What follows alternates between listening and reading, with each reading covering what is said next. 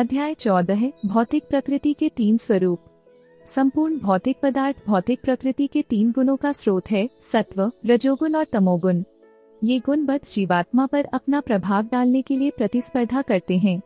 गुणों को काम करते हुए देखकर हम समझ सकते हैं कि वे सक्रिय हैं, हम नहीं, और हम अलग हैं।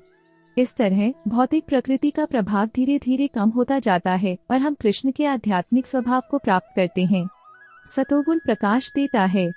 यह व्यक्ति को सभी पाप कर्मों से मुक्त करता है, लेकिन उसे सुख और ज्ञान की अनुभूति कराता है। जो व्यक्ति सतोगुण में मरता है वह उच्च लोकों को प्राप्त करता है। रजोगुण से प्रभावित व्यक्ति असीम भौतिक भोग, विशेषकर यौन सुख की असीमित इच्छाओं से ग्रस्त रहता है।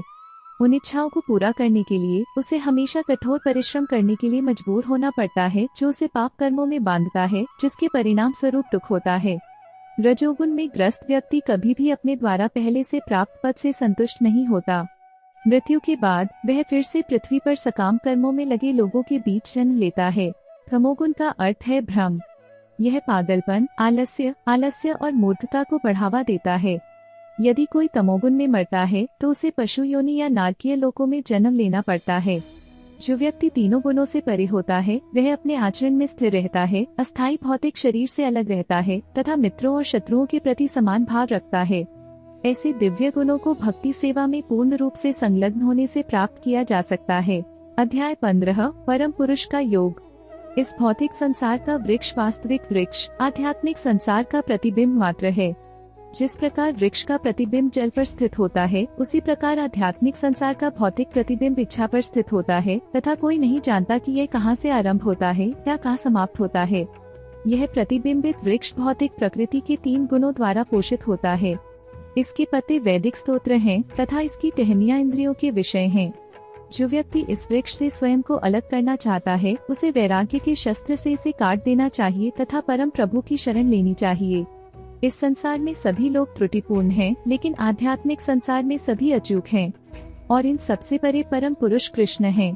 इस संसार में सभी लोग त्रुटिपूर्ण हैं, लेकिन आध्यात्मिक संसार में सभी अचूक हैं और इन सबसे परे परम पुरुष कृष्ण हैं। अध्याय 16 दैवीय और आसुरी प्रकृतियाँ। 2 प्रकार के प्राणी, दैवीय और आसुरी, भिन्न भिन्न गुणों से संपन्न हैं।